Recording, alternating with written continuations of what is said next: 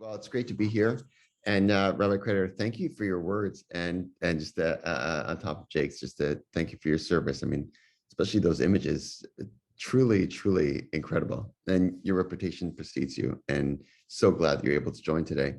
I also just wanted to say that I was in the UAE for most of 2 weeks, and I got a chance to meet in person Avi Nonu, who I'd not had a chance to meet him in person, but seeing him after all these Zoom calls, it was like seeing a long lost friend. I actually have on my mother's side an uncle whose name was Avi, and just seeing this, it felt like family. And I'm so grateful to all the work that Avi has done, everyone has done to create this sense of family, which spans across geography. I wanted to share a quick word about this Torah portion, which is about the construction of the Mishkan, of the tabernacle, really, in my mind, a metaphor for what it takes to build community, not per se a physical structure, but to build a sense of community. And the architect of the Mishkan was someone by the name of Bitzalel.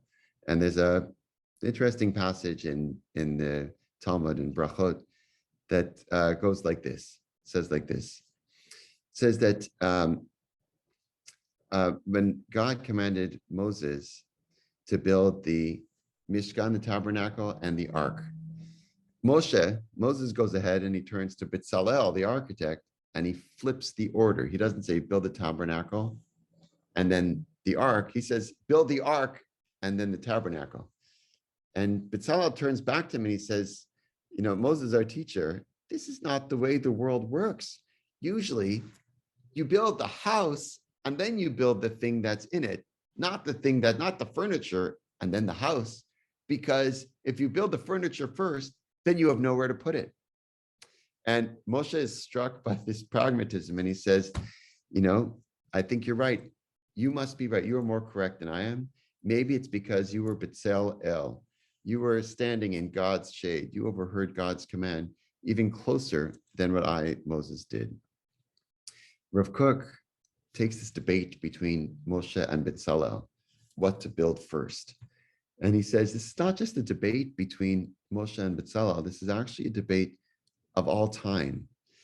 Moshe represents the philosopher. He's a person of ideas. He lives in the world of ideas.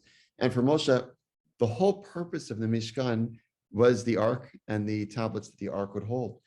That's the most important. And as a philosopher, that's what Moshe thought should have primacy. Think about the ark first.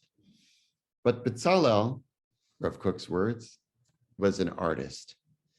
And he said the artist has to not only think about the ideas, but also about how the ideas become manifest in reality. And Rav Kook says, not my words, Rav Kook's words, that in most cases, the artist is greater than the philosopher. That's the resolution of their debate. Bitzalel was closer. He was literally in God's shade, Bitzalel, closer to Moshe, our teacher. So much of what it takes to build community is not just to have great ideas, but it's also to think about how those ideas play in real life. What does it take to bring a community, a group of people, much like Rabbi Creditor mentioned, how do you bring a group of people around an idea? How to create a sense of real meaning in this world and not just in the world of ideas. I just want to bless us as we go from this point to really not just be philosophers, but just to be artists in the construction of our community. Shabbat Shalom, everyone.